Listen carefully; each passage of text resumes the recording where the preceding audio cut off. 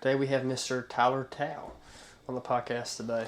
How are you, sir? Doing good. Hope y'all are. Yeah. Thank y'all for having me on. Thank Been you. looking forward to being here. For both me and Ethan, it's an honor to have you on today. Well, thank you. We've seen you around. We've never got a chance to really, I think Ethan has, but I've never gotten a chance to really talk to you before. Yeah. So it's very exciting. We like to start the same way. Where did you grow up? Well, I'm originally from Cana, Virginia. When I was about 5 years old, I moved up to Fancy Gap, but I still spent most of my childhood down in Cana because we got a farm down there. So I spent most of my childhood down there with my grandpa, hunting, farming, doing all the usual country stuff. Went to Carroll County High School, played football till, I want to tell you wrong, it was JV, maybe ninth grade, because I sustained 5 concussions during my football time. Wow. It finally got to the point where I was like, well, you're kind of playing Russian roulette because the next concussion could really do some damage or worse. And I played center. So I feel like doing it a job like that, you take head hits all the time. Yeah. So I stopped playing sports there. I just stuck with weightlifting after that. In hindsight, I kind of regret it. I wish I'd tried some endurance sports like swimming or running, cross country, considering now it's such a big part of my life. But I mean, what can you do? Just look back. Were you very academic in school? I was not. No, I was more of a class clown, I guess. I cared more about making people laugh and doing stupid stuff. Which again, hindsight, I wish I had been a bit more, responsible with it. But I went on to college and was able to straighten that part out. So I'm thankful for that. What type of farming did you do down in Cana? We had cattle. Cattle. So we never had too big of a herd. We usually had about 50 head max. And it was beef cattle. So we'd take those to market every spring. And that was your grandfather's farm? It was. And it's been in my family since. Actually, I did a project on it for college back in the spring. And I found records showing that we've had it since at least the 1700s, Wow. 1780s. Probably maybe before that, I don't know. But it's been in my family for a long time. It's 70 acres now, but records show that at a time it was about 150 acres, and there was a few houses on it. If you actually walk the property, it's about 40 acres farmland, and the rest of it is woods. But you can find little foundations of houses that have been there since the 1800s and stuff. So it's neat. Pretty neat, yeah. Were you part of FFA in middle school or high school? I did a little bit of FFA. Yeah, I did it in middle school, and I enjoyed it. Yeah. Were you more like parliamentarian or livestock? Livestock. Yeah. Yeah. I figured. Yeah. Was that something that you wanted to go into as you got older, or did you want to kind of separate from that? I considered it at least having farming as something as a side job, because that's what my grandpa did. He did construction, but he had cattle, and after he retired, that was his main source of income besides his retirement, And that's something I always, even now, I keep that in the back of my mind. Like, no matter what I do, I can go down there and continue farming. Yeah. I guess it's always good to have multiple It is. aspects going. Yeah, and especially farming, nowadays, farming is such a big economy, man. The price of beef is just going up, and farmers are more needed now than at any time in history, I think. Right, yeah. Yeah. Do y'all produce any milk? We did not, no. Is that something when you might produce in the future you would like to try? Yeah. I would like to branch out, to more than just cattle. I'd like to do... They used to have pork. They used to raise pork back way before I was born. That's something I thought about going back into as well. What's the difference between raising beef livestock or pork livestock? What's different in the process? I couldn't tell you because I didn't raise the pork, but I would imagine it wouldn't be too dissimilar. I'd imagine pork is probably a little bit easier, but I would say it's probably pretty close to raising beef. Yeah. Well, you see a lot of local dairy farms too. Like I think Dutchess, they're at Fort Chiswell. Dutchess. Yeah. That's some of the best milk around. I think I love It drinking is. it, and you seem to see a lot more people opting for a local dairy now. Well, there's another place up in Salem. What's the name of it? I can't think of the name off the top of my head, but I've been there. They produce their own milk and ice cream and stuff. And I know Tech does in Blacksburg as well. They do? Yeah. Fun fact, all of the dairy products within their main dining hall Dietrich is produced from their cows on campus. Oh, really? Every single dairy product. So that's a fun fact. Because that's one of the big aspects of the Tech campus is the farm. Right. Oh, yeah. Agriculture is a huge part of Tech. Yeah. Oh, yeah. Well, beef, too. I mean, people will always buy local beef rather than, outsourced beef. Yeah, there's that meat market in Mount Airy, which I think is all local meat, too. It is. Yeah. Mount Airy Meat Center. Yeah. Yeah, my parents get all sorts of stuff from. Oh, yeah. Yeah. And it's a lot different than, not bashing Food Line or Walmart, but you get meat from there and then compare it to Mount Airy Meat Center. It's a huge difference. Oh, yes, it is. Yeah. It's like the local honey, too. Yeah. Yeah. Like down in Cannon Produce, the local honey's always the best. It is. Yeah. Yeah. Have you thought about raising bees? I've considered it. I don't know. I think that's one of the things that's really hard, though. Yeah. Bees. Yeah. I know some people that do it, and I mean that's a full-time job right there. It seems like the people that are into it get really into it. Oh, yeah. Yeah, they do. Bees stuff. Yeah, it's a full-time hobby for them. Back to high school. Did you have anything in mind that you knew you wanted to go into while you were in high school? That's the thing. In high school, I wasn't really sure, and then senior year, I started thinking hard about what I wanted to do, and I looked into teaching because there's a lot of female teachers, and there's not that many male teachers. And something I noticed is, a teacher's job is not just to educate you, man. You go in and you're having a bad day, and they're there to be your role model. Now, there's some teachers that are just there to, do their education, quote unquote, and get their paycheck. Yeah. But you can always tell the ones that care about their job and care about their students. And I came from a good home, good parents that love me, but I know there's kids that don't. So sometimes those, good role models and teachers are all they have. So I started thinking, that'd be a great, not only career, but it would be spiritually fulfilling for you, helping people.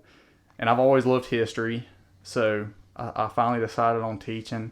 I didn't go straight into college after high school. I took a gap year, which right now, I haven't got my bachelor's yet. I'm still working on it. Right now, I regret doing that because I would have my bachelor's. Right. But I think in the long run, taking that gap year was a good idea because I did a lot of jobs.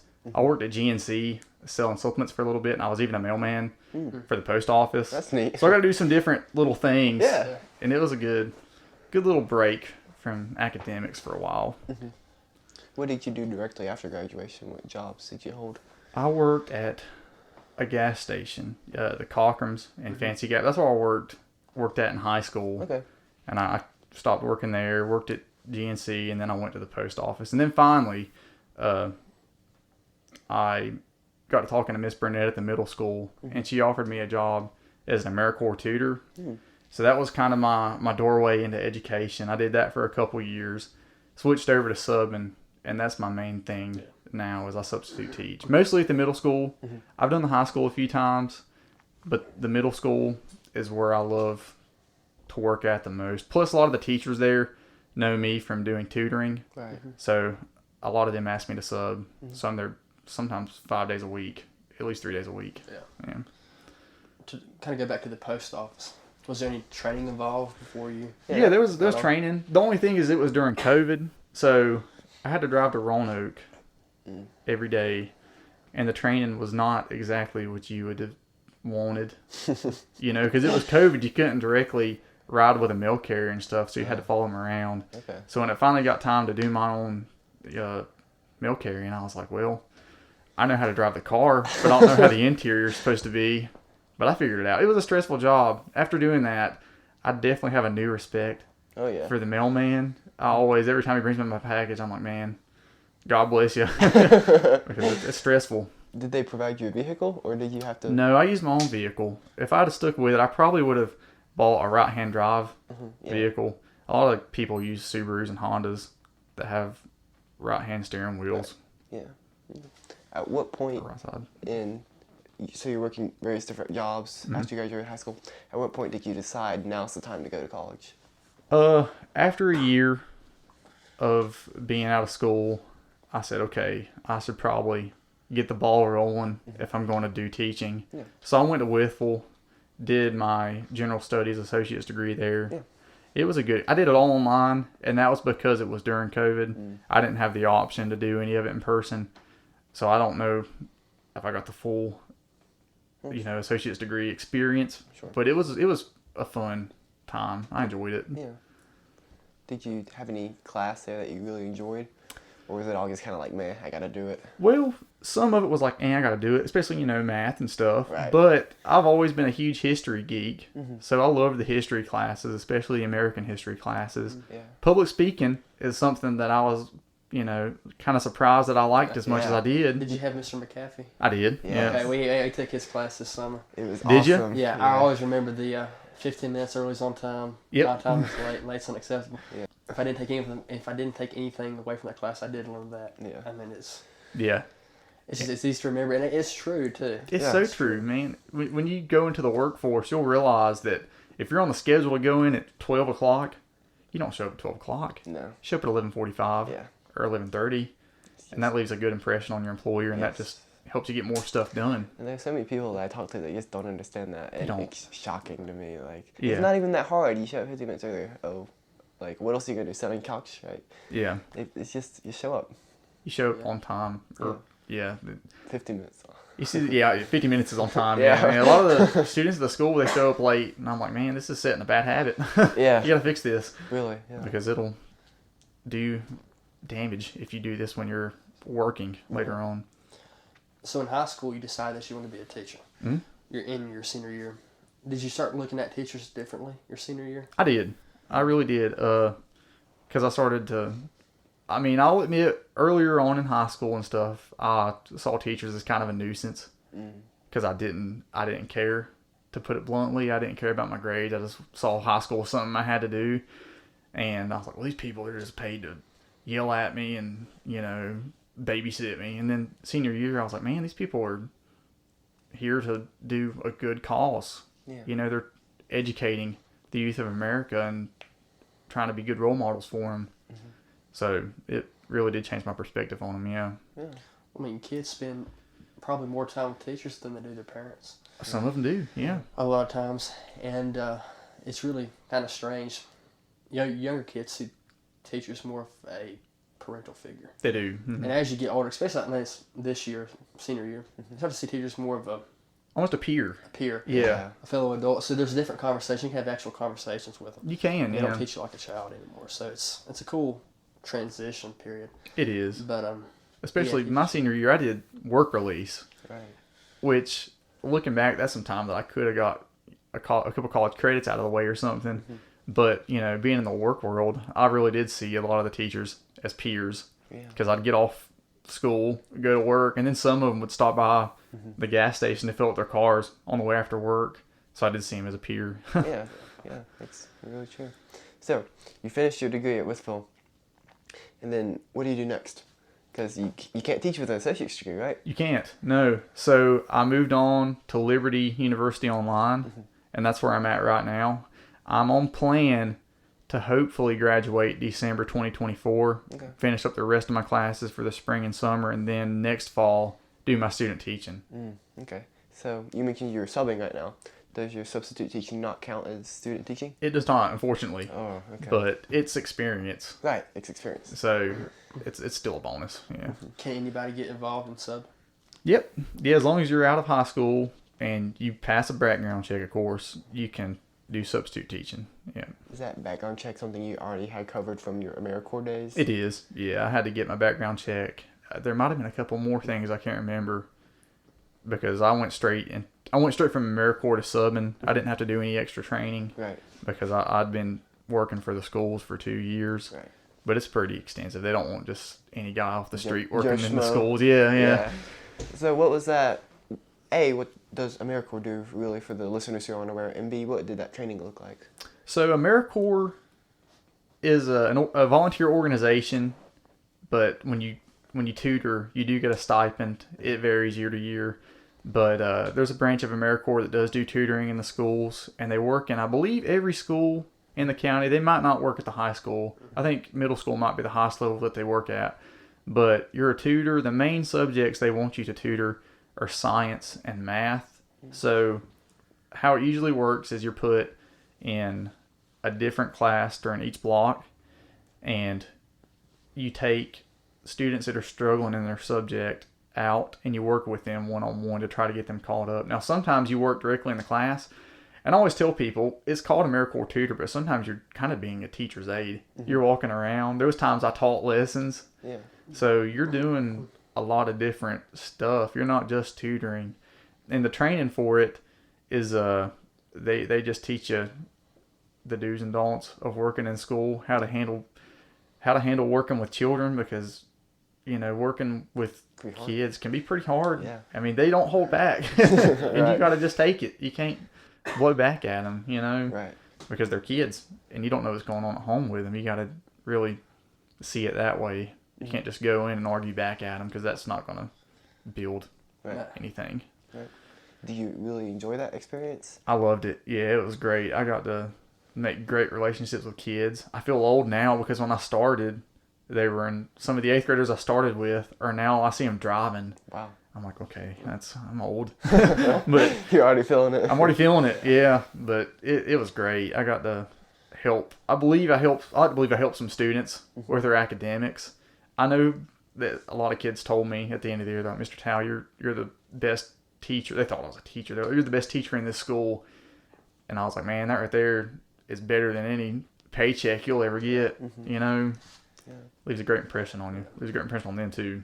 Yeah. Do you think that being so young as you are, and not being out of school very long, but going back to school in more of a leadership role, do you think that's made you feel more grown up almost? Yeah, definitely. Yeah, it's gave me that experience that has made me feel, because when I started out, I was like, oh man, I'm 20 years old. These kids are 14. That's not that much of a difference. Yeah. I feel like a kid. But now, after 4 years of working in schools, I feel like I have that leadership experience of it down. Yeah. When you first started out, did you ever work at the high school?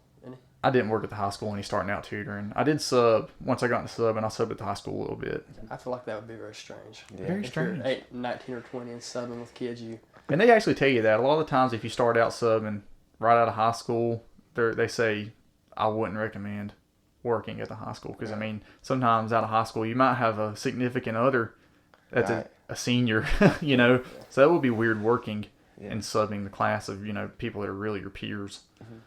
You could have a best friend or a girlfriend or a brother or sister, something like that. Something like that. That'd have to be a conflict of interest. Yeah, I actually subbed my sister a little bit. She just graduated in May, and I subbed her a little bit, and I was like, hey, that's kind of weird. It's kind of neat though. Yeah, kind of neat. It'd be interesting, but have you taken these newfound leadership skills that you've acquired through AmeriCorps subbing and applied them in other parts of your life? I have, yeah. So I see people from high school, and I try to be the responsible, mature one after working in the school for so long. And I know we hadn't touched on my other job, which is the Wellness Center, right. But I do apply that a lot to the Wellness Center with the same kids. And, I might see a kid at the school and get off work at 3:30.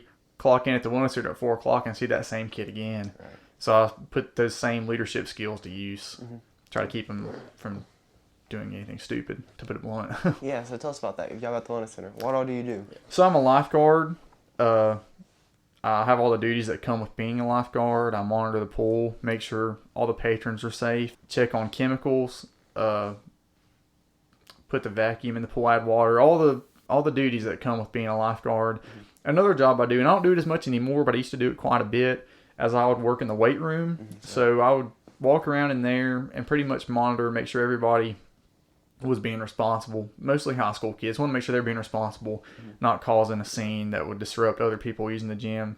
I try to help people because, a lot of the people come in the gym with no real background knowledge of how to use it. So I'll see somebody looking at the machine, and I go up and help them, show them how to use the machine, how to do correct exercises, and just clean it, just everything, except training. I'm not a personal trainer, but I do a lot of duties at the gym. Right. Yeah. What's that process like of showing someone who's never used a weight room before how to use a machine? Because some of the machines are kind of awkward, right? They are awkward, yeah. And I mean, there's that little diagram that shows you how to use it, but that's not always helpful. Yeah.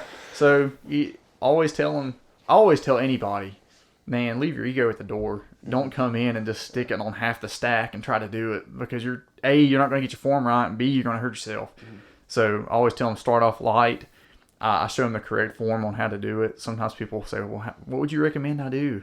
And I'll say, well, you should probably do 3 sets of like 10 to 15 reps and maybe time yourself 45 seconds in between sets so you're getting adequate rest. Right. Just try to give them a little baseline. Again, I'm not a personal trainer, so I'm not going to put them through a workout routine, but I'll try to give them just a little baseline on how to get started. Would you ever consider taking the skills you've learned in the physical world, the sports world, and taking that to the school system in the manner of coaching? Yeah. I would love to eventually, when I do teach, I would love to coach any sport really. I mean, because being as involved as I have been with fitness for the past few years, I've learned a lot that would translate to sports. And even working at the school, sometimes kids, they know me, they're like, hey, Mr. Towe, I'm trying to get my bench press to this. What should I do to get to it? And I'm like, well, you should probably do this. I'll give them a little baseline routine on how to get to their goals, give them advice and stuff. Sometimes I'll see kids and they're like, from the school, they're doing some exercise and they don't have a spot or something that I can tell they don't really know what they're doing. So I try to go up and help them. Yeah. My dad was a bodybuilder. So when I was like, hey, Dad, I think I want to start working out in high school, he made sure my form was correct to a T. And he gave me a lot of advice that I still use. I mean, I wouldn't have been able to get to where I am today without his help. So I can only imagine, going into the gym with no baseline, no real foundation of what to do. It's always good to have somebody to help. Why did you decide to start working out? Just to start feeling better. And I mean, there's always that looking better side too. When I was younger, I was like, yeah, I want to look better, man. The girls will like it. But as you get older, it's a very mental. It's more for mental for me than it is physical, because you go in there and you just spend a few hours of the day working out. For the past couple years, I still lift, but my main thing is running. Yeah. Right now it's running, but it's been swimming too. I would like to eventually do a marathon. Yeah. We'll see how that goes. Yeah, you're the marathon man. Yeah. What does your running routine look like right now? Right now, I usually will go out. The usual mileage I do is 3 miles a day. There's been times I've went out. The most I've done at once is 7 miles. But I usually go out and do 3 miles. I'll do Beaver Dam Trail, or sometimes I'll park at the library and just run down 52 until I get 3 miles. But I need to start incorporating some speed intervals into my workout. Yeah. I'm just too lazy. How do you find that connection between weightlifting and running works? Took me a while. Took me a long time. I couldn't figure out a good balance between lifting weights and running. And eventually, after listening to some fitness influencers, which you should never do, they're trying to sell your product. But I've done a lot of research and study, and I found out that if I just lift weights, keep my routine, train heavy, don't go in and do endurance lifting, but go in and train relatively heavy and then go out and run at zone 2, so like at a conversational pace. For the most part, you're gonna benefit yourself. You're not gonna make any damages doing that, because people always say you can't run and do other workouts and stuff. That's not true. Yeah, you can balance it. Do you know who Nick Bear is? I do. Yeah. So he's a big marathoner now, and he was at once upon a time a bodybuilder. He was big into weightlifting, and I've watched some of his videos where he says it's kind of really hard to balance putting on muscle mass and running at the same time, but he seems to be pretty successful at it. He's really fast. I think he just ran at 2:39. Yeah, he ran sub 2:40. Yeah. And he still looks like he's a bodybuilder. And I think a few months ago, he actually won a bodybuilding competition. I think he did. While training for a marathon or triathlon or some endurance, which is mighty impressive. But and he's one of the few influencers. I just said those influencers, don't listen to him, but he's one of the ones I would say he seems to have it pretty down. And if he's got an app I've looked at, it has some workouts, and it's pretty decent. He's all about incorporating everything. Yes. He is. I'm training for a race in late January. And I was told by some people I need to start doing other workouts besides just running. Yeah. So I've been trying to do a lot of calisthenics. I'm getting a pair of set of dumbbells for Christmas. I don't know what I'm doing. But I'm trying to get a little bit stronger, not just the running side of it, to more. If you want to come to the Wellness Center, there you go. Yeah. It's a great balance. I know people now talk about the hybrid athlete style of training. I know you swim too. Yeah. I think finding a good balance of lifting weights and some form of cardio. And when I say cardio, if you're in shape, you shouldn't just be going in the gym and walking. And that might sound bad to some people, but I think if you're in shape, like you guys are, you should be doing running or swimming or some kind of relatively intense cardio. Because I didn't really start feeling better with my actual health until I started doing fairly intense cardio like swimming and lifting. Right. Yeah. Swimming's hard and running is too. They're both very hard, yeah. Yeah. And you mentioned being a hybrid athlete. There's also a lot of talk about functional fitness. What do you think about that? I think being really functional, as in being able to pull yourself, I'd say more like the tactical training style that a lot of cops or Army guys do is good. I don't think CrossFit is good, in my personal opinion. And I've done studies. I've researched it. The way that CrossFit is designed is not good for your joints, in my opinion. Are you referring to kipping? Kipping, doing snatches and cleans with as much weight as you can do, and then immediately going into some high heart rate, bike or whatever, it's not good. It's going to tear you. And yeah, kipping pull-ups are not good for your joints. Yeah. You'll hear people say that it is, but it's not.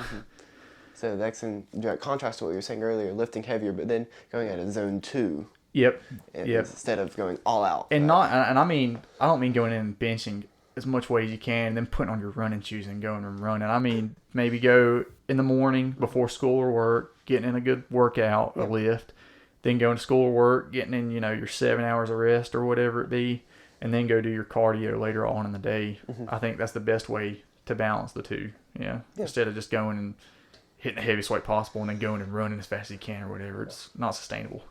And some of our listeners may not be familiar with what heart rate zones are. Can you give a bit of background on that? Yeah, so zone 1 is going to be like walking. You can go for all day. A relatively fit person could go all day doing zone 1 and not get out of breath. Zone 2, that's going to be where you can run or jog, I should say, and have a conversation. So you can do that for probably 2 hours. Zone 3 is going to be a little bit faster, so maybe like a fartlek run. Zone 4 is going to be like maybe some quarter-mile sprints. And then zone 5 is just going to be like 100 meters where you can't talk. Yeah. All out. All out, yeah. Is that something you try to incorporate in your training? I do, especially for the past couple of years. I've tried to incorporate the zones. Mainly zone 2. Yeah. And that's more to me being lazy than it is anything else. I'd rather just go out and put on an audiobook and run for 3 miles than I would, just do quarter-mile sprints. Are you familiar with 80-20 training? 80-20. Remind me of it. 80% of your training is at zone 2, and then 20% of it's high intensity. I am, yeah. Yeah. What do you think about that? I think that's probably the good way to go. Yeah. I mean, it's helped me. Right. Yeah, and a lot of marathon runners and stuff like that. That's what they do is zone 2 most of the time. Is that what you do too? Zone 2? Yeah. Nick Bear, that's what he does. Almost all of it. When we're in track in the track season, of course we do speed work all the time. But when I'm running and training by myself, I don't do any. I'll go out to the trail. I do a lot of trail running. Trail running's good. Have you ever thought about doing some trail running? Yeah, I'd like to. Yeah. I love it. Yeah. What's some good trails around here? Froggy Mountain. Froggy Mountain. I'm sure you've heard us mention it. Yeah, that's where the ultra marathon was, wasn't it? Yes. Yeah. It's really intense. Yeah, I'd say so. Really intense. And of course, it's not regular trail like ultra running trail, but the New River Trail's great. Yeah. It is. That's why I do a lot of our stuff. Judge Matthews State Forest. It's near Grayson. I haven't been on it, but I've heard it's technical, right? But it doesn't kill you like Froggy does. Yeah. So that'd be a good some one. really good ones are down in like North Carolina. Yeah. Pilot Mountain, Stone Mountain. Yeah, Pilot. I ran up Pilot Mountain. That was not fun. No. It can be intense too. Yeah. Just kind of depends on where you're going and if you're going up or if you're going down. Even do you like Beaver Dam? We run there all the time. Yeah, I'd say so. That's where I do most of my running at too. Yeah. I get sick of it, right? Yeah. We probably ran it hundreds and hundreds of times. So, yeah. I mean, I like it, but it's not something that I would want to on a day off by myself go run. Yeah. I don't blame you. Especially if I was doing cross country or something, had to do that every day, I probably wouldn't. But have you been back behind the high school? The neighborhood is what we call it. Yeah. There's a good little loop back there. That's where I used to run. Kaylee, my fiance, we just got engaged. She plays college soccer, so whenever she was starting out her soccer workouts, we did a lot of running, and that's where we mostly did it at, and I got to hate it. Yeah. Just doing that one loop over and over again. I mean, that's like in the season. we're in Hillsville, so I mean we're just doing the same stuff. Yeah. It's hard to get that escape from and after a Hillsville. while, I mean, running is something that is freeing. I think it's for mental health. It's great, but once you get bogged down in this same monotonous loop, it can be hard. It kind of destroys that sometimes. But it is turned to kind of a running podcast. But yeah, I think running. I see guys in the gym doing like heavy weights, and I'm like, "Why are you doing this?" And they're like, "Oh, it's for my mind." And I'm like, "Well, it's good for your mind." I started out doing it, and I felt the mental aspect, but running for me has made 10 times more of a mental impact than lifting did.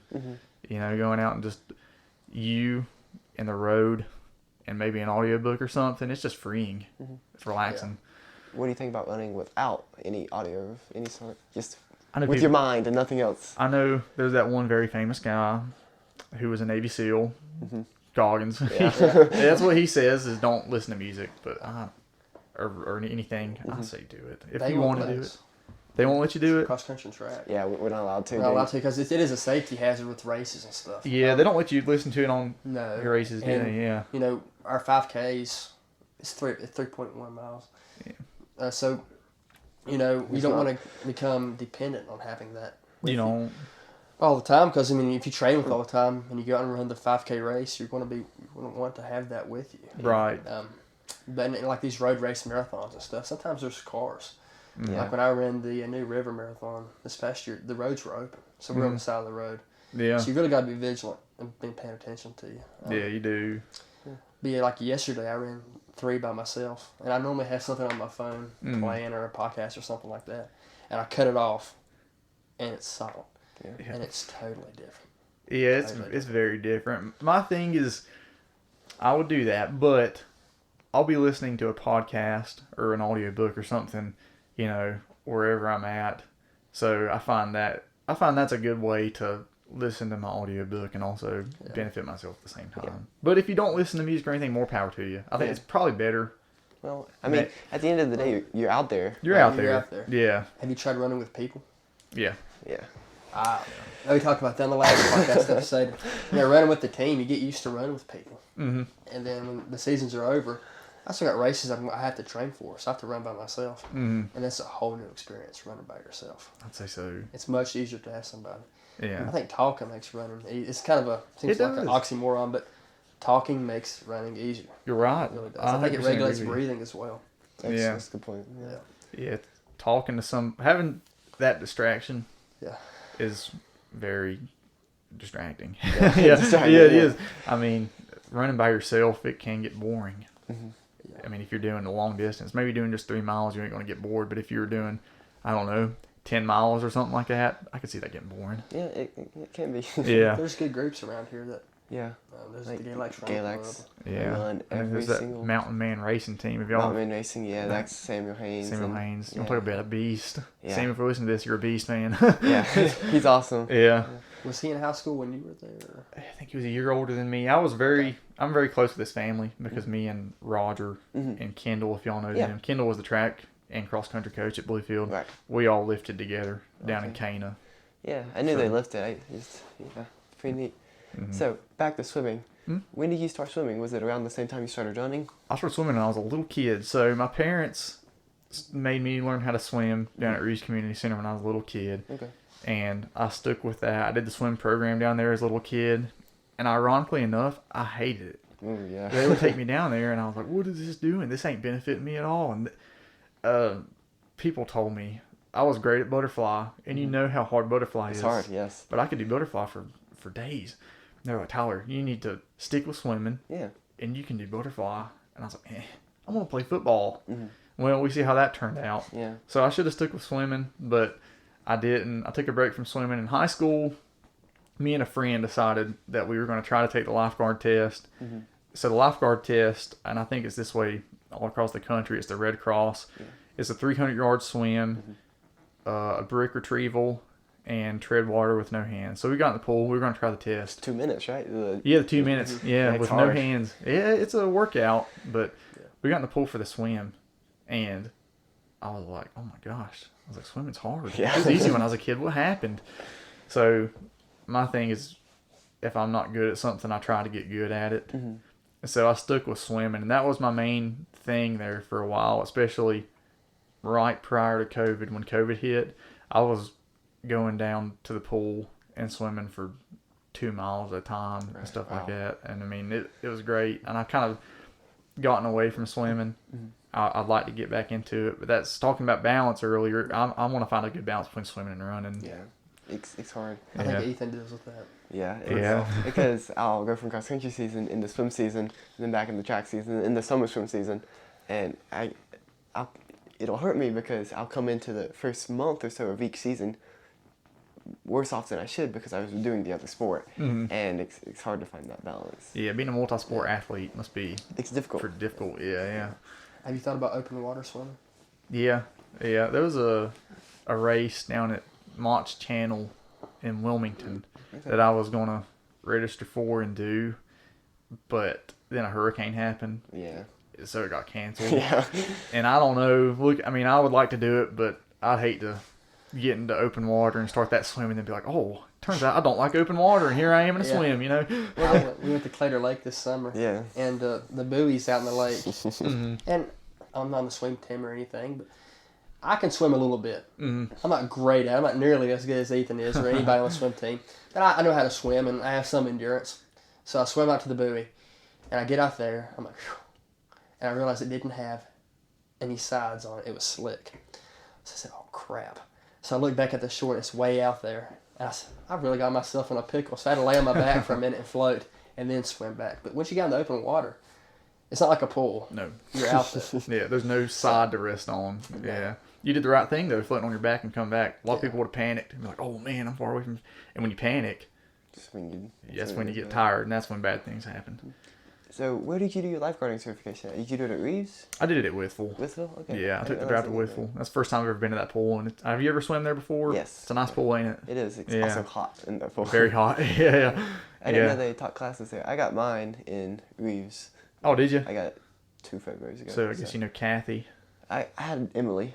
Emily, yeah, I know Emily too. So. See, Kathy, I think she's still the aquatic instructor, and she's actually the one that taught me how to swim. Wow. So neat. yeah, she's very into aquatics. Yeah, Emily used to swim for Carroll. Yeah. But then she moved down to Reeves. And yeah, I taught Emily a couple times because I've swam down there a few times. I don't go down to Mount Airy as much anymore. Right. But it's Reeves is a great pool. Yeah, and they have Star now, and they got a good program. They actually talked about starting a club. A master's club down there. Really? But I don't know if it's ever came to fruition. Yeah, I don't know. They have a good support system, though, with Star and the Y. Yeah, they do. And Carroll's getting that way, too. I mean, we got the Tiger Shark swim team. Right, yeah. Obviously, the high school swim team. Yeah. But we got some great swimmers. I started swimming for exercise. Are you familiar with Per Health in Mount Airy? Mm-mm. It's owned by the hospital. It's a gym, and they have a pool, but it's 4 feet deep. 1 lane. So, I mean, you can't really do... It's still 25 yards, but you really can't do too awful much there. Yeah. I started swimming there, and I was really the only person that would swim laps. Came to Carroll, and there's some fishes that come in there. And it'll surprise you. You'll see like a 70-year-old guy come in to swim, and he just smokes young guys. You know? You see the bodybuilders coming to this pool, too, and you think they're like, oh, they're really strong, and you would think they could go back and forth, but the bodybuilders oftentimes had the hardest trouble. One of the most ironic things I saw was a guy came in looking like Arnold Schwarzenegger, and I was like, oh, this guy's about to swim for days, and he hopped in the pool, and he did, I'm sure you see it, does a few strokes, and his whole head comes out of the water. Yep. And I walked up to him, I was like, what's going on? And he said, I'm a Marine, and I have a swimming PT test here in like a month. And I was like, oh, really? So I thought that was kind of just ironic, I guess. You know, it shows you how hard swimming is. Yes, it is. It's challenging. What time do you see most people come in? Is it early in the morning? There's a few in the morning. A lot of it takes place in the evening times. And then sometimes from like 3 o'clock, from about noon to 3, you'll see a lot of the guys and girls, women that swim laps. You'll see them come in about that time. When you were swimming more regularly, what was your routine like? Did you just swim 2 miles straight? Did you break it up? Well, when I started out, I couldn't swim too great. Right. Because, I mean, I'd been out of it for I don't know how long, probably 10 years. Right. So I just built myself up And I did it every day. I mean, that's the only way to get better is something like that, is you got to go in and do it every day. And eventually I got to the point where I was like, hey, I can swim a few laps and I'm not dying anymore. And I just kept doing it. And speaking of zone 2, you can do zone 2 in the pool too. I mean, you obviously can't have a conversation while you're in the pool with somebody, but you can stand up at the end and you can talk to somebody. That's zone 2 in the pool. So I stayed, and even now when I swim, I stay at zone 2. But that's most of what I did, is just stay at a slow pace, probably about, I don't know, like a 10-minute 500 or so. So I wouldn't go too fast. Well, that's a pretty fast pace for even people on the swim team. There's a lot of people who swim 12, 13-minute 500s. Yeah. So, yeah, I mean, I 10 built minutes is myself moving. up. Well, thanks. I stuck with it. And there was actually a time, I hate to be the person that was like, I almost did, but I was looking at walking on to the Milligan swim team, Milligan University. Okay. It's NAIA. I talked to the coach, and he was like, hey, if you get your 50 time down to 25 seconds, you can get on. I was like, oh, That's a fast time. I was like, so I did a lot of workouts from my swim pro, and I got down to probably like a 30-second 50. Never got to 25 seconds. Yeah, 25 is fast. We have 2 swimmers who are below that, so Yeah. it takes a lot. Yeah, that's I always tell people, I'm like, the 2 hardest events, in my opinion, are the 500 and the 50. Yeah. Because the 50, it just sucks. There's no way It's just to all make out. it. Yeah. As hard as you can. And then 500 is still all out. Yeah. I mean, doing it for 500 yards, that's Just longer. yeah, just longer. Did you, when you were more experienced and you got back into the groove, did you just do freestyle? Did you mix it up with back and breast and fly? I eventually mixed it up with back and breast and fly. Yeah, I really tried to perfect my butterfly, and even now that's something that I would like to get good at. Yeah. But it's just such a hard stroke, especially as an adult. Yeah. And I'm 200 pounds, so it's pretty hard. Yeah, it's hard to getting get butterfly down. everything out of the water. And Yeah, it is. You see guys like Caleb Dressel and stuff, and they're like, what, 160, 150? You know, they're moving. Yeah, and then they're just so strong it's easier for them to. Yeah. Yeah, they're taller than I am, and they weigh as much as me. And Yeah, it's almost like they're born to do it, though. You look and they are at their really. physiology. Yeah, it's crazy. There's a reason that they're the top performers. Yeah. And You see that throughout sports too. Yeah, you do. I mean, some people are just. I just they watched got a thing on Kipchoge. Am I saying it right? Is it Yeah, Kip- Kipchoge. Man, that guy, he was He's- born to run. Yeah. Well, he really is. He's built differently, but he really is built Yeah. differently. Yeah, his physiology is. He's just different, and they are different. They are. A lot of those long distance runners. A lot of it's where they grow up in Ethiopia and Kenya true. with the high altitudes, like Kenenisa Bekele. Kipchoge, of course, is Kenya, but Bekele is Ethiopia. Yep. And they're both very similar environments. Like dirt roads, right? They run on dirt. It's hilly. Yep. They run hills. And they live at 6, 7, 8, maybe 10,000 feet. Oh yeah, they're high up there, and yeah, they're constantly moving. They're not like us. Yeah. They're not sedentary. Yeah. And so they'll go run, then they'll go work with physically intense jobs, and then they'll go run some more. Or Yeah. maybe they'll run to school, do school, and run back home, right? Yeah, they're always moving. Are y'all familiar with the book Born to Run? I was just about to ask Yeah. you that. Yeah, Yes. that's Yeah. that just shows it. I mean, down there, what do you say? They would run like 100 miles barefoot, No big and they would deal. go drink beer Yeah. and get drunk. You know, they were Run for just days. for days. Yeah, they were just It's just part of it. part of it. But They're that's born just to what run. they do, and that's how they can get places too. Yeah. So it's not like us here. I mean, we drive. We drive all the time. We don't even have a method to really to bike places here. No, We not don't- here. We don't bike Wish on we did. 58. Yeah, I went out to Colorado 2 months ago, and even on the interstate, on the side, not on the interstate, but 10, 15 feet off from it, they have biking trails, Yeah, they do. and you see people biking all the time, and they're everywhere. So I feel like it's much easier to have a healthier lifestyle when that's provided for you. I would say I so mean, too. here it's just We have the Parkway, but I live right. I mean, I can walk 500 yards, and I'm on the Parkway. I don't really trust drivers on the Parkway enough to No. bike on it. No, we were going down the Winston-Salem just this weekend, and a car pulled out in front of us, and it would have T-boned us if my dad would have swerved, and I wouldn't trust myself riding a bike on it, because No. it's so hard to see bicycles in the first place, and a lot of people just don't care. People don't care. The thing about it is, bikes have as much of a right of way as a vehicle, but people are like, "Oh man, there's a bike on the road." They just see it as just an annoyance, you know. Yeah. But yeah, I wouldn't. Maybe out in places like Colorado, Eugene, Oregon, that'd be a great place Yeah. to do that kind of stuff. But unfortunately, around here, there's really not that many. Me and places. Ethan have talked before about bikepacking, Mm-hmm. and we talked about bikepacking the Blue Ridge Parkway. Oh yeah, I think it'd be great, but that's it'd be something really I've thought dangerous. about doing is running. You know, people do the Appalachian Trail, but Yeah. run the Parkway. Mhm. But there again, the drivers. I mean, Yeah, that's a risk. road running is always a risk. It is. You know, it's a lot easier, and I'm thankful to live close enough to the park where I can do this. When it snows and the parkway is closed, you can run. Like Monday. Right? Yeah. You can run, and no one's on the parkway. And a few years ago, I ran 7 miles on the parkway. I didn't see a single car because it was closed. Right? It was icy. You did? Yeah. Wow. It was icy. It was snowy. Like, sure, I could have fallen on ice, but Could've, yeah. there was no risk of me getting hit by a car. And Yeah. it was an amazing run. It was snowing around me. It was one of the best runs of my life. Parkway's a perfect road to run on. It really is. So I mean, it's flat for the most part. if you ever A get little the bit of elevation. opportunity, if you know the parkway's closed, just go run. I might do that next time there's a closure because I Yeah. can see the Parkway from my house. Yeah. I know when I worked at that gas station in Fancy Gap, there was a guy that came in, and he was like, "Well, I was walking the trail, the Appalachian Trail, Mm-hmm. but I got to thinking nobody's ever walked the entire Parkway, so that's my thing. I'm trying to walk the whole Blue Ridge Mm-hmm. Parkway." I was like, "Hey man, power to you, but you're risking it. Yeah, being out there on the Parkway on your feet You're all gonna- day. Yeah. Yeah, It's that's, dangerous. I guess time of year too is going to be important on the Parkway. Yeah. yeah. That's I true. mean, at some points in the year, it's packed. Summertime's not a good time to be out there. No. No. Time of day is also really running anywhere on the road. Mm-hmm. Because I went running yesterday about 4:30 up on 620 Colson Church Road. Mm-hmm. Not the best idea. Oh yeah. There's cars everywhere. Yeah. Like in town this summer, I went with a running club and we're running up onto 58 Mm-hmm. This is in Galax. in Galax and through Main Street, and you don't see a single car.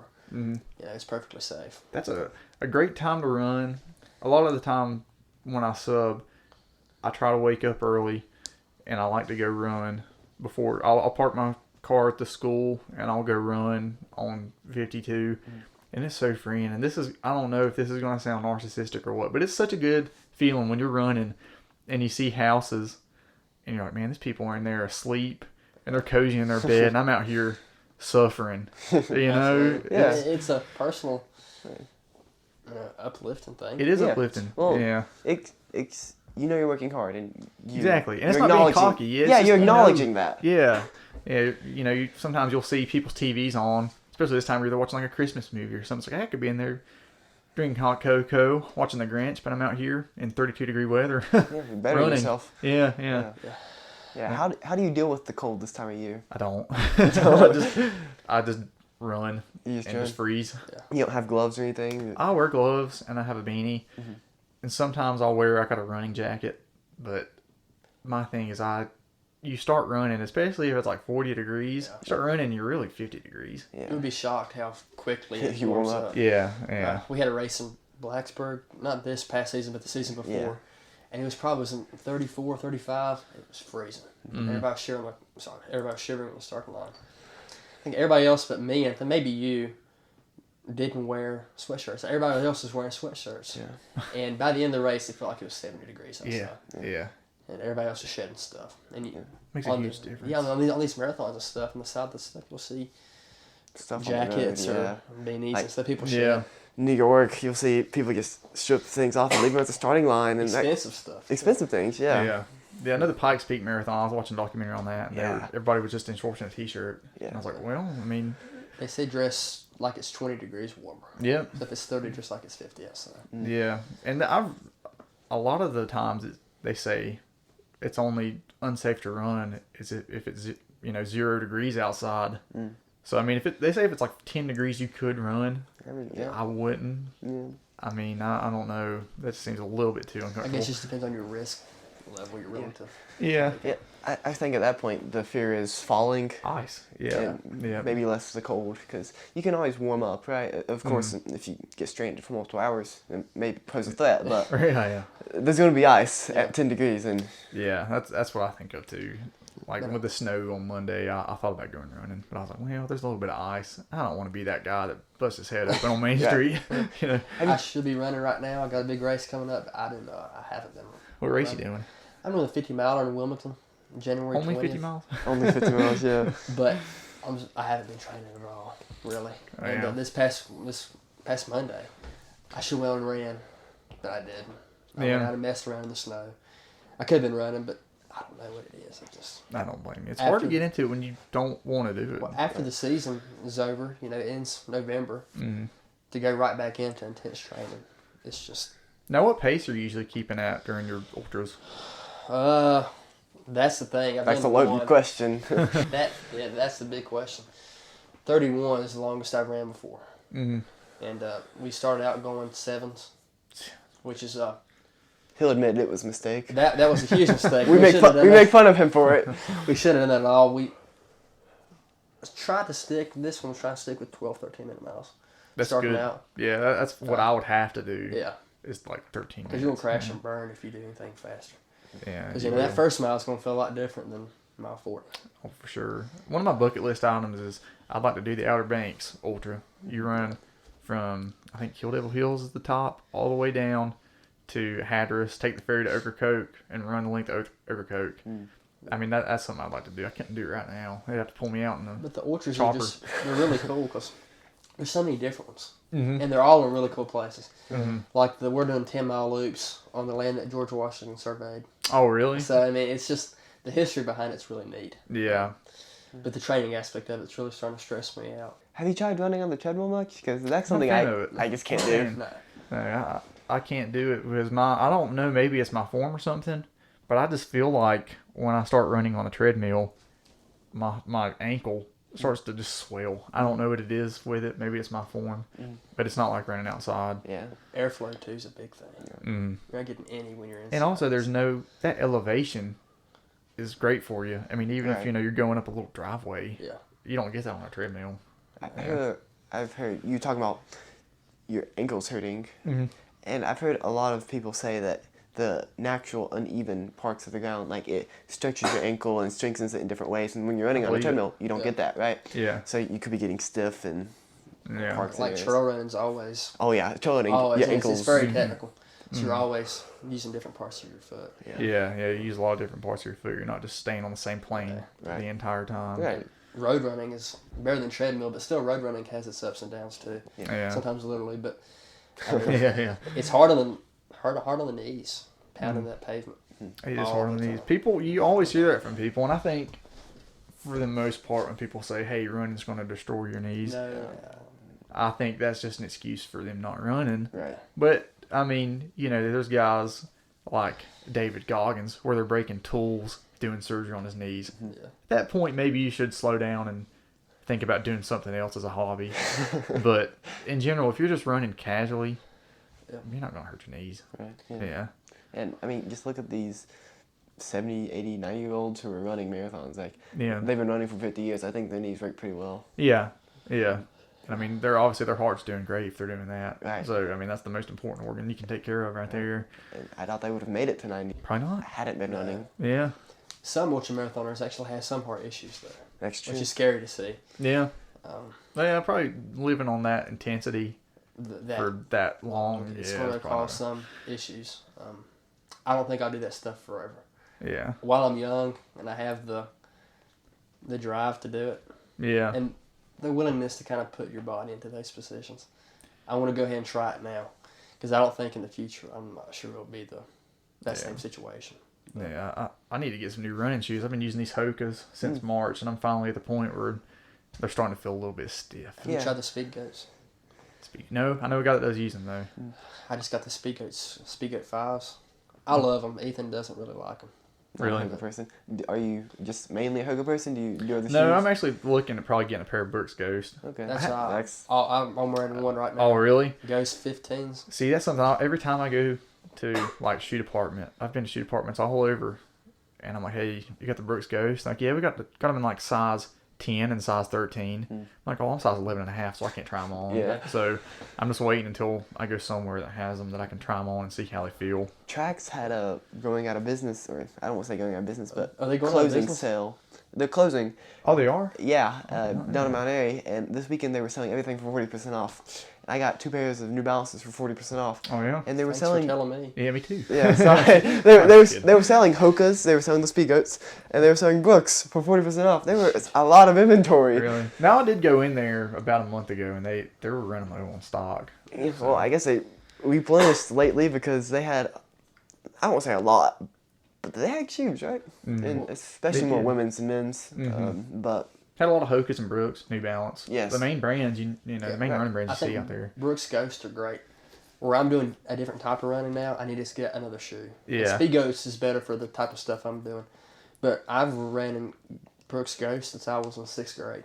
Really? And they're very versatile. I've heard people say you can use them on trails. Maybe not the Frog Mountain, but Yeah, I've ran a lot of races in them. yeah, And they've always done me good. And they last a long time, too. that's what I've always heard. They're really good. I put 500 miles on some shoes before. The thing about Hokas, have y'all ran in Hokas much? I'm starting to. You'll develop a blister, yeah. depending on how much of an arch you have right along the inside of your foot, and you just got to bear with it. It'll hurt, but that's a very common thing with Hokas. Really? Yeah. Would you say you have a high arch or? Probably a little lower of an arch. Yeah. Interesting. Yeah. I've never heard that before, but then again, I'm not around many people who wear Hokas. I Yeah. only know, I think one person on the cross country team wears them. So You don't see many people wearing them. yeah, it's kind of. I see a lot of people who do longer events wearing them, or more casual joggers. Yeah. So I've heard Brooks have more longevity. So They do. I mean, I've had this pair since July. oh yeah. And I put a pretty good amount of miles on them, and they still feel great. Yeah. And even after I'm done running in them, they're my walking around shoes. Mm. Because I think, I've had this for almost 6 months, and they still hold up better than Yeah. a pair of shoes Shoes, off yeah. from the shoe department.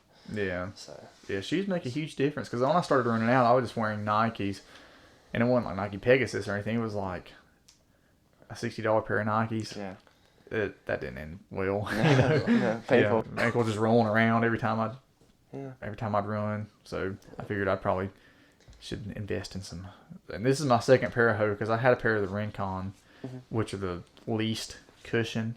These are the Clifton. They're middle cushion. Right. I think middle cushion's a pretty good middle ground. I- Or pretty good ground for me. Once upon a time, I was looking at getting a pair of Hokas, and I wanted to get the Clifton 8s because they're like the big thing, right? Yeah, Big yeah. deal. And I tried them on at a shoe store. And Not for everybody. Yeah. Everyone loves the rocker, but I don't love the rocker feel. Yeah. I don't know. It helped me. It really helped me build my base, having that cushion. Right, yeah. But I think now at this point, I could probably move on to something like the Brooks Ghost that has a little bit less stability. yeah, Nike has a new running shoe. Well, they have the pegs. Yeah, the pegs, but- but there's another running shoe they just came out with. Are you talking about like the Meltonic racing shoes that are The super Vaporflies. high? Yeah, the Vaporflies or Well, whatever. everybody band, says, and everybody likes to hate on Nike for running shoes. Nike's the OG of running shoes. Nike's the OG of a lot of shoes. yeah. But they have a new shoe out, and I've heard all these ultramarathoners saying they hate how much they love them. I Yeah. forget the name of them, but they're really new. Are y'all familiar with Steve Prefontaine? Yes. Yeah, I call him yeah. Pre all the time when he's... Pre. I want to get a shirt that says "Stop Pre." Yeah, I want to. But yeah, if you read the story of that was kind of the building of Nike because he was the coach of cross country and track at the University of Oregon, Right. co-founded Nike. Right. So I mean, they really are the original running shoes, man. Yeah, Mm. they are. Pre was awesome. Well, that's why Michael Jordan didn't really want to sign with Nike, Mm. because they said that was a jogger's shoe, not Yeah. a basketball player's shoe. And that worked out, but Yeah. Yeah, it did now. that's what they were known for: running and tennis playing. Mm-hmm. That's really their big when they were starting out. Yeah, Nike's a great running shoe.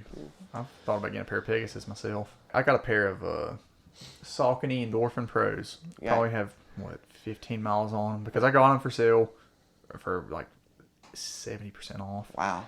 And I'm waiting maybe I want for my one. first marathon wearing them. I want a pair. Yeah, you notice a huge difference with Oh, yeah. that springiness. Yeah, I'm it's sure. crazy how much of a difference it makes. But it's more for marathon and 5K running. You can't just go out and do your daily, Right. runs in it. Have you heard of Solomon's before? I got a pair. That's what I hunt in. It's Solomon boots. See, that's what I run in. My Solomon.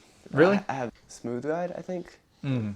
So They're supposed to be great trail shoes. And Oh, I they're- believe after using them hunting, I've put in so many miles in this thing. oh yeah, They last. I've had the same pair of Solomons for like I don't know 4 years. Yeah. And granted, I don't trail run every day, but I put it when I trail run, I hit it hard. I do a lot of miles at a time, and they look like brand new. Like, Yeah. What they're did you run up at Froggy this summer with? Solomons. Solomons. Always Solomons.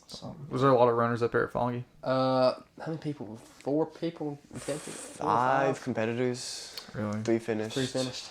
Well, And, 4 finished really. It took Um, him a little bit longer though because he was fourth- having issues. Yeah, the 4th one was hit by a car a few weeks before. Yeah. Like actually hit by a car. Yeah. And so he didn't want to run in the dark because he was afraid if he fell, hitting his head. He had a very severe concussion when he was hit by the car. Yeah. He was worried. So he didn't blame run him. during night, and that delayed his finish a little bit. But he finished, right? All 100 miles. He's actually Wow. running Beast of the East 100. He ran it this past weekend. Yeah. And he finished. He did pretty well, I believe. Wow. So yeah. But But having that interest in running and being around those people, I mean, it's just like a dream coming true, really. Yeah. Because everything you're thinking of, they've already thought it and dealt with it. Mm. So talking from an advice standpoint, it's incredible talking to them. Yeah. But they're just Give you that experience. Yeah. crazy individuals. Paul Tilley, Yeah. he's a beast. He's probably one of the best runners I've ever met. Probably the best runner I've ever met. Rosie, what's her last name? Rosie Nanette Gedden. Yeah. Her story is real interesting. She's trying to run 100 miles, 100 miles in 10 years Right. Really? for her son who committed suicide. He was He was Marine. a Marine. So she's on, what? She's in the 60s. She just finished 63, and she's on track to hit her goal. That's insane, man. That's one of the craziest races to me is the Last Man Standing ultras, where you do like the 4-mile loop Yeah. on the hour every hour. That's crazy. They've got one of those down in Wilmington in January. Oh, do Last they? Man Standing. I think the guy last year did 110 miles. Yeah, people. I mean, even the guys that like drop out of it are clocking in at like 110 or crazy. so, in like 17 hours. Yeti, the Yeti 100 is on the Creeper Trail. It's a 100 miler from Abingdon to Damascus, I think. Yeti also puts on a 200 miler in Georgia, Really? which is absolute. I mean, I think there's one lady around here, Sandy Jones. She I'm not ran sure. the Georgia race. Yeah. I can never imagine doing something like that. No, that's It's probably mountainous too. I'd imagine being down in Georgia. Yeah. Yeah. I know one lady. They had an ultra down at Pilot Mountain. I think it was like 50. Was it 50 miles? I think they run from Stone Mountain to Pilot Mountain. And back. Yeah, it was something like that. I know a lady that did that. Yeah. It's actually it's the lady that owns tracks. Oh. Yeah. Yes, I know who you're talking about. Yeah. Yeah. I know her. Yeah, that was crazy, man. Pilot Mountain. Yeah. She trained hard for that too. Yeah, she did. Like every weekend she was running 30, 40 miles, and Yeah, it's. Do you have it's Strava? impressive. I do. Yeah. So Okay. I wanted to ask you about this. Do you feel like Strava's beneficial for you running? Because I know a lot of people say it's negative because they compare themselves to people and they get in their head, and some people say it's beneficial because it motivates them to run more. What do you Yeah. think? I'm indifferent. I don't really compare myself too much on it, but I could see how it would be a negative if you got that one, that one guy who you're trying to beat every day. That's probably not going to be the best for your mental well-being. Right. I mean, it could be. Having a competition's a good thing, don't get me wrong, but Right. don't just go out there every time like, yeah, I'm going to smoke Johnny. Yeah. But I'm indifferent. I think you can use it for good. And looking forward, do you find yourself setting goals for yourself in running? Do you have specific ones that you have right now? Well, like I said, I'm wanting to do a marathon. Right. When do you want to do that? Probably May or June. There's the Blue Ridge Marathon. That's Right. the, See, one of the that's toughest the The ones. hard hardest in the one. world, so that's what I'm. But, yeah. If you're looking for a good one, it's always the first weekend in March. It's the Myrtle Beach Marathon, Myrtle Beach. and that was my first one. Yeah. And you start off on the old Air Force Base. They have that shopping center now, and you run out 4 or 5 miles and hit the strip, and you run 16 miles up the Myrtle Beach Strip, and you're right next to the ocean the entire time. Really. It's a Something great I'm looking race. It's fun. There's a lot of people. Yeah. I think for your first one, That'd be good. a big race is going to be good for you. Yeah, that's something I'm looking at. But it's Yeah. really fun. So I would consider doing that one. It's perfectly flat. Yeah. Um, Like I said, the only one I was aware of. I mean, there's a little one. There's one in Bluefield, I think, and that might be in April. I looked into that, but it's a lot of elevation gain. Right. New River's good. It's in May. I ran that last year. There's one big, huge hill from mile 11 to 13. Mm-hmm. But after that, it's flat. Yeah. And that's a beautiful race. Absolutely beautiful. Have you thought about doing a half marathon? Yeah, I was going to do one back in November, but... Mayberry? Mayberry. Yeah. Yeah, but I ended up not doing it. Can't remember why. Something came up. Maybe it was work or something. I can't remember why. It's a good one. Yeah. Yeah, I've ran the Greenway a lot. Yeah. That's another good place to run. It is, yeah. Around here. Yeah. But once you start hearing about more races, you hear about more and more and more. There's a ton around here you can go and do. Yeah. I've always wanted to do Blue Ridge. It's hard. Man. I think I'll probably do that in the next few years. I think Ronnie Collins, he's been on the podcast before. Mm-hmm. He did it and said it was the hardest marathon he's ever ran. Really? I think he's in like 30. Blue Ridge. I'm assuming that's... Oh, yeah. That's one of those. Yeah, they say that's one of the hardest road races in the nation. Yeah. Yeah. I know a guy that came first in it. His name's... He'll come to me after the podcast, but he lives up in Roanoke. Yeah. He runs an On Clouds, too. Oh, So my opinion on Clouds is not good, so I respect him even more. Oh, yeah. I've never had a pair. What do you think about them? And they're not great. I've heard some people say they're good, but I've heard more negative about running them than...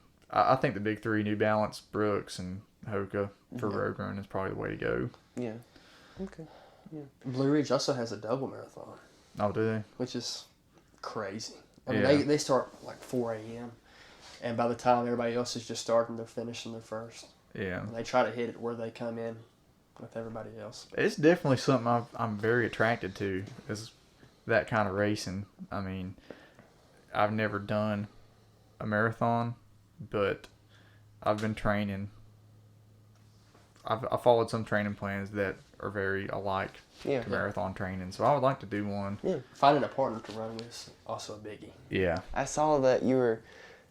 I'm not really sure what you're doing, but I saw that you're posting on Instagram like day 3 of running and lifting every day or whatever. So tell us about that. That's for a giveaway. Okay. I'm trying to... There's a page that is giving away compound bow, and if y'all know Hoyt, if y'all familiar with bows, Hoyt's a pretty big name. So you post everyday proof of you shooting your bow, lifting, and running, which is stuff I do already. Yeah. So just take a picture of it and post it to your story. Just how long is that for? Till Friday. Till Friday. Okay. Yeah. I hope you get it. Yeah, I hope so, man. It'd be nice. Looking kind of forward more into the future, do you have any goals for weightlifting, or are you just kind of in a maintenance phase? I'm more in a maintenance phase right now. Lifting is kind of taking a backlog to running for me, but I would like to get my bench to 315. Right now, I'm sitting at 285. That's my only real goal for it right now. Running, like I said, it's not as important right now as running is. Yeah. Do you kind of try to relax hitting the lower body lifts? Or? I do. Yeah. I used to do barbell squats a lot. I don't do them anymore. I do machine squats, which I know some people are going to hear this and think, oh, that guy's just taking it easy on legs. But I don't want to. I've went and hit heavy leg days on Wednesday, and then Thursday I go out to run, and I'm like, oh, man, that wasn't a good idea. Right, yeah. It's challenging to lift and run. It is. Consecutively. Yeah, I know a lot of people that hit legs hard and still go run. I don't get it. Yeah. I don't really know what I'm doing. I'm getting a pair of 25s for Christmas. And I want to try to incorporate some dumbbell stuff with calisthenics and run at the same time. I'm not really sure what to do. Something I would say to do, and you can find a lot of stuff online about it, but do more stabilization workouts. Right. Bulgarian split squats are great for runners. Box step-ups, find something that's maybe 24 inches and just hold the dumbbells and step up. Yeah. Stuff that incorporates one leg at a time rather than something that incorporates 2 legs is a lot better for running. You hear running is a single leg sport. Right. It is, yeah. Because you're really only one foot is touching the ground at. Yeah. And single leg stuff helps. Yeah, the thing about, training for sports is you got to think about you're not training for a big picture, you're training little parts. Same way for swimming, I don't know if y'all do any weight room stuff for swimming. No, not really. There's not too much you can do, but pull-ups. That's dips. That's about it, yeah. And maybe some cleans if you do them smart. Yeah, well, I don't have experience with any of the Olympic lifts, so. Yeah, I don't do much of those either, Ethan would laugh at me. It's going to be my senior year on the track team.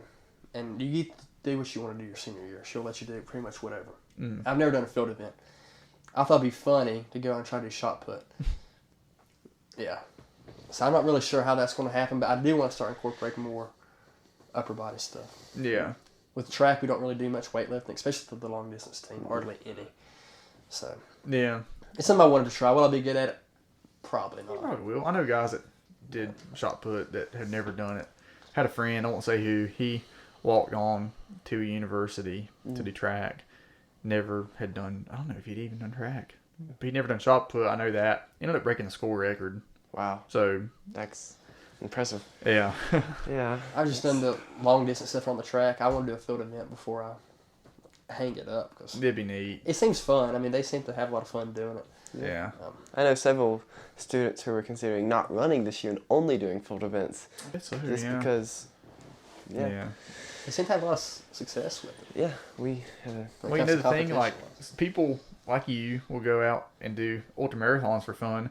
Nobody's doing a quarter-mile sprint for fun. Nobody's doing track events for fun. Yeah. You know? incorporate some fun into it when you can. Yeah. Well, Watches are big things too. I don't run with a watch. I'm getting one for Christmas. I've heard you're getting a watch, a newer watch too. I've considered A Garmin. I considered getting a Garmin, yeah. That's what I'm thinking about. Yeah, I've heard a lot of good things. I just use this old G-Shock, and I use the Nike Run app. okay, Keep it in my pocket. But it'd be nice to have a watch. Yeah. Garmin's a good. Yeah. Yeah. It's pricey, yeah. Yeah, they are. But the Forerunner series, the like 35, it's pretty affordable. It's what I started out with. It's a good option to look into if I'll look into your it. needs. Yeah. As we're wrapping up, we have a few questions that we ask every interviewee, and I'll let Luke. And I think this will be more interesting as you're closer to our age group. All right. What advice do you have for young adults just kind of making their way in the world? They don't really know what they want to do yet. Well, something I'll say is don't stress it. Don't stress the little things. I know some teachers might hear this and be like, dude, why are you saying this for? Don't stress so much about the grades. When I was in high school, like I said, I didn't apply myself very good. I failed physics class in high school. Went on to college. I aced physics. All A's. So just because you're doing something when y'all are in high school and, you know, you studied for that test and you didn't make the grades you wanted to, don't sweat it. Enjoy life, but don't enjoy it to the point where you're doing something stupid. Be responsible. Be somebody that your peers want to look up to. Try to be mature. Yeah. Right. Our last question we ask every interviewee, and it always gives us a unique response, and it gives us a look into the interviewee's heart and tells us a lot about them. And that is, what is the meaning of life to you? Meaning of life? Oh man, y'all really hit me with the hard ones, ain't you? Probably making a good impact on every person you meet. You know, you're not put here to put others down and bring them down. You're here to lift them up.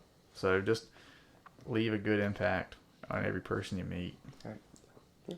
Yeah, Beautiful. that's the meaning of life. Yeah, improve others. Yeah. Absolutely. All right. Well, thank you for coming out, sir. Thank y'all for having me Really on. enjoyed it. It was a good talk. Thank you.